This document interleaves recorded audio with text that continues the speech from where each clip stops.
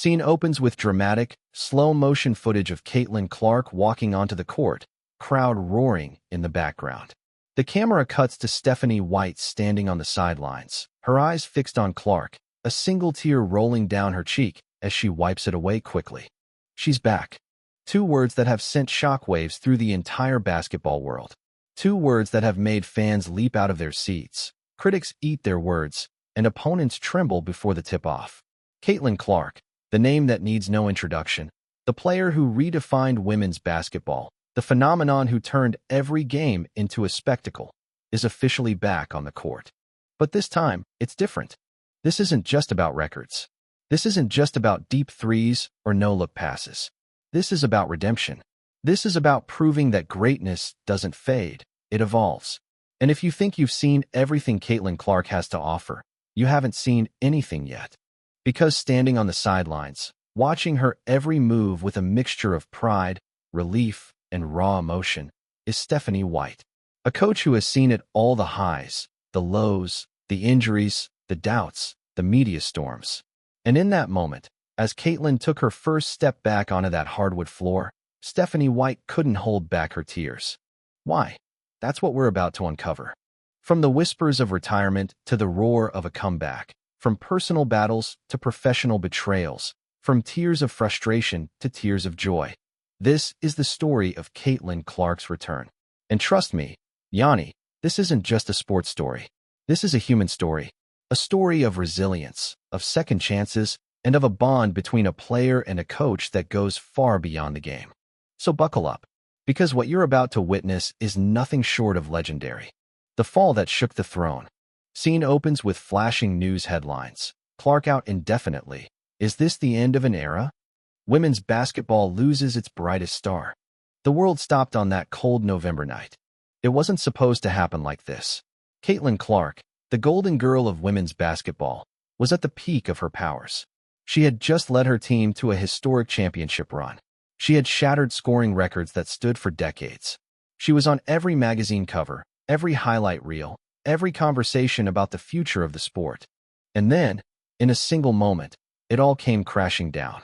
The injury wasn't just physical. It was psychological. It was emotional. It was the kind of blow that makes even the strongest athletes question everything they've built. Let's rewind. It was Game 7 of the semifinals. The crowd was electric. The stakes had never been higher. Caitlin drove to the basket with her signature fearlessness, the same fearlessness that had made her a household name. She leaped, she twisted, she landed, and she didn't get back up. The arena went silent. You could hear a pin drop. Then came the gasps. Then the tears. Then the frantic chaos of trainers rushing to the floor, of teammates covering their mouths in disbelief, of fans holding their heads in their hands. Stephanie White was the first person to reach her. She knelt beside her star player, grabbing her hand, whispering something that nobody else could hear. Later, when asked about that moment, Stephanie White would say, "I told her, this isn't the end. This is just the beginning of a different journey." But even Stephanie didn't fully believe those words at the time. The diagnosis was brutal. A torn ACL, a meniscus that looked like shredded paper, damage to the surrounding ligaments that made even the most optimistic doctors shake their heads. The timeline? 12 to 18 months, if everything went perfectly. And for someone like Caitlin Clark, whose game relied on speed, agility, and an almost supernatural ability to create space, this wasn't just a setback. This was an identity crisis. Who was she without basketball? What was she if she couldn't play? The media pounced. Headlines screamed, "Is Caitlin Clark's career over? Women's basketball without its star. The curse of greatness." Former players weighed in, some supportive, others dismissive. One former WNBA star, whose name we won't even mention, said on national television, "She's done. You can't come back from that kind of injury and be the same player. It's science." But science doesn't understand heart. And the heart of Caitlin Clark was about to prove everyone wrong. Behind closed doors, the battle was even fiercer. Caitlin struggled with depression. She struggled with isolation. She struggled with the fear that her entire life's work had been reduced to a single, painful moment. There were nights she couldn't sleep. There were mornings she didn't want to wake up. There were days when she threw her crutches across the room in frustration, screaming at the ceiling, asking God why this had happened to her. But there was always one person who stayed by her side. Stephanie White. She didn't just coach Caitlin. She mothered her. She counseled her. She pushed her, sometimes gently, sometimes with the fury of a woman who refused to let her star fade into oblivion. Stephanie visited Caitlin's home 3 times a week. She brought film sessions, but she also brought home-cooked meals. She brought playbooks, but she also brought books about mental toughness. She brought drills, but she also brought her own stories of injuries that had nearly ended her own career. "I've been where you are," Stephanie told her one night, tears streaming down her face. "And I know it feels impossible, but you are not allowed to give up. Not on this team, not on this sport, not on yourself." And that night, something shifted. Caitlin Clark looked into her coach's eyes, and she saw not just a mentor, but a mirror, a reflection of everything she could become if she just held on a little longer. From that moment, Caitlin approached her recovery with a discipline that was almost unsettling. She woke up at 4 a.m. every day. She did her physical therapy with the precision of a surgeon. She studied game footage while doing her exercises. She visualized herself back on the court, hitting game winners, silencing her doubters. She wrote in her journal every single night, "I am not finished. This is not my ending. This is my origin story." And slowly, almost imperceptibly, the tide began to turn. But nobody knew it yet, not even Stephanie White, because the world was about to witness the greatest comeback in women's basketball history. The Silent Warrior, Stephanie White's untold battle. Scene opens with an old photograph of Stephanie White holding a championship trophy, then transitioning to a modern-day shot of her sitting alone in a dark locker room, head in her hands. While the world focused on Caitlin Clark's injury, the media completely ignored what was happening behind the scenes. Stephanie White was fighting a war of her own, and nobody knew it. Let's take you back to the months before Caitlin's injury. Stephanie White was already dealing with personal demons that threatened to derail her career and her sanity.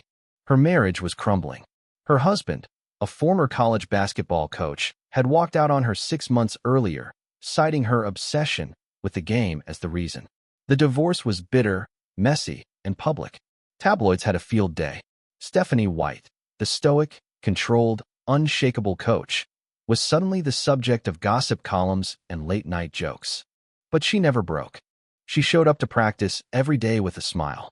She coached with the same intensity. She handled press conferences with grace. She protected her players from the noise while her own life was falling apart. And then, Caitlin got injured. The timing was catastrophic. Stephanie was already emotionally drained. She was already running on fumes. She was already questioning whether she had anything left to give to this sport that had taken so much from her. But she didn't quit, because quitting was never an option. In private, Stephanie White wrestled with panic attacks. There were nights she sat in her car in the parking lot of the training facility, unable to go inside, paralyzed by the weight of everything on her shoulders. There were moments she broke down in the shower, letting the water hide her tears from the world. But every morning, she put on her armor. She walked into that facility with her head held high, and she poured every ounce of her being into Caitlin Clark's recovery. Why? Because Stephanie White saw something in Caitlin that went beyond basketball. She saw a kindred spirit, a warrior, a girl who refused to be defined by her circumstances. "I saw myself in her," Stephanie would later confide to a close friend. "I saw the pain. I saw the fight. I saw the fire. And I knew, if I could save her, maybe I could save myself too." The bond between them deepened in ways that defied the player-coach dynamic. They weren't just mentor and protege. They were survivors. Two people, battered by life, holding on to each other in the storm. Stephanie started sleeping in her office. She'd bring a sleeping bag, a pillow, and a photo of her late father, a man who had coached her as a child and taught her everything she knew about basketball. She'd look at that photo every night and whisper, "I'm not going to let her down, Dad. I promise." She revamped Caitlin's entire rehabilitation program. She hired the best physical therapists in the country, paid for out of her own pocket. She flew in sports psychologists from California. She even consulted with military veterans to learn about mental resilience and recovery techniques. But more than any of that, she gave Caitlin something priceless: time. Uninterrupted, unconditional, unrelenting time. And in that time, A transformation occurred. Caitlin began to trust her body again. She began to trust her mind. And most importantly, she began to trust her coach in ways that went far beyond X's and O's. There was a moment, about 8 months into Caitlin's recovery, when she looked at Stephanie and said, "You know, I used to think you were just my coach. But you're more than that. You're my family." Stephanie didn't say a word. She just hugged her. And in that embrace, both of them, player and coach, understood something profound. They were in this together until the very end. But the war wasn't over yet. The media caught wind of Stephanie's personal struggles. Rumors swirled that she was unstable and unfit to lead. There were whispers that the front office was considering replacing her. There were even anonymous sources claiming that Stephanie's emotions were clouding her judgment and that she was too attached to Caitlin Clark. Stephanie White never addressed the rumors. She never defended herself in public. She simply continued doing what she did best, coaching, inspiring, and fighting for her players. And when Caitlin finally returned to the court, shaky, uncertain, but determined, Stephanie White didn't just feel relief. She felt vindication. The tears she shed that day weren't just for Caitlin. They were for herself. For every sleepless night. For every tear she'd hidden. For every moment she thought she couldn't go on. Because in that moment, standing on that sideline, Stephanie White realized something. She hadn't just saved Caitlin Clark. Caitlin Clark had saved her too. The return, a night that changed everything. Scene opens with a packed stadium. Thousands of fans are on their feet. The lights dim. A single spotlight shines on the tunnel. And then, she appears. The night of Caitlin Clark's return was nothing short of biblical. The hype had been building for weeks. Ticket prices skyrocketed. Celebrities flew in from across the country. ESPN dedicated an entire segment to the return of the Queen. Sports analysts debated her potential impact, some predicting greatness, others predicting disappointment. But nobody was prepared for what actually happened. When Caitlin Clark stepped onto the court, the roar of the crowd was deafening. It wasn't just noise. It was a visceral, primal eruption of emotion. People were crying in the stands. Strangers hugged each other. Even the opposing team couldn't help but applaud. And then, the game started. The first 5 minutes were rocky. Caitlin looked tentative. Her first shot, a three-pointer from her favorite spot, hit the front rim and bounced off. The crowd groaned. Critics sharpened their knives. The doubters smirked. But then, something shifted. It was as if Caitlin flipped a switch. She drove to the basket with a ferocity that nobody had seen since before the injury. Her crossover was faster. Her vision was sharper. Her step-back jumper had an almost supernatural precision. By halftime, she had 18 points, 7 assists, and 5 rebounds. The stadium was in a frenzy. But the most remarkable moment came in the fourth quarter. With less than 2 minutes remaining, the score was tied. The opposing team had the ball. Their star player, a brash, trash-talking guard who had criticized Caitlin's comeback, drove to the rim, looking for the game-winning layup. But Caitlin Clark had other plans. She read the play perfectly. She slid into position. She leaped, not just with her legs, but with everything she had, and blocked the shot cleanly. The ball bounced into the hands of her teammate. Fast break. 3 seconds left. Caitlin sprinted down the court. The crowd rose to its feet. The pass came. She caught it. She jumped. She released. And the ball swished through the net as the buzzer sounded. Game over. Caitlin Clark had just scored the game-winning shot in her first game back from a career-threatening injury. Pandemonium erupted. Her teammates mobbed her. The crowd chanted her name. The commentators lost their minds. But one person stood still. Stephanie White. She didn't move. She just stood there, arms crossed, tears streaming down her face, watching her star player embrace the moment. And when Caitlin finally ran over to her coach, she didn't say a word. She just hugged her. Tight. Long. In a way that said everything words couldn't. Stephanie White pulled back, looked Caitlin in the eyes, and said, "I knew it. I always knew it." Caitlin smiled, and she replied, "I couldn't have done it without you, coach." That night, the world witnessed something more than a basketball game. They witnessed a comeback, a redemption, a bond that transcended the sport. Caitlin Clark was back, and Stephanie White's emotional reaction was proof that even in the darkest moments, hope is never lost. Scene opens with TV screens flashing. Clark's comeback. Coach White's tears go viral. Is this the start of a dynasty? Within hours of the final buzzer, the internet exploded. Social media timelines were flooded with clips of Caitlyn's game winner. Memes celebrated her return. Fans created fan art, tribute videos, and even songs honoring her comeback. The hashtag #ClarkIsBack trended worldwide for 3 straight days. But the story that captivated everyone the most? Stephanie White's tears. That single moment, the coach crying, unable to contain her emotions, became the symbol of the night. It was discussed on morning shows. It was debated on sports panels. It was dissected by psychologists, analyzed by body language experts, and even parodied on late-night comedy.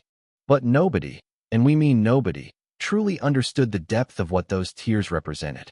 Because Stephanie White had kept so much hidden for so long. Now, with the world watching, she was forced to confront everything she had suppressed. And she didn't just confront it, she owned it. In a post-game press conference, Stephanie White finally opened up. She spoke about the divorce. She spoke about the sleepless nights.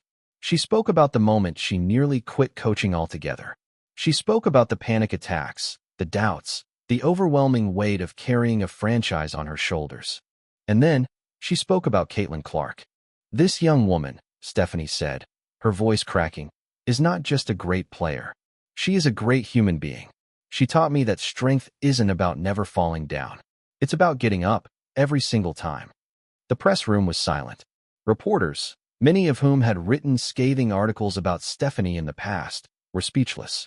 I cried tonight, Stephanie continued, because I realized that everything I went through, the pain, the loneliness, the doubt, it was all worth it.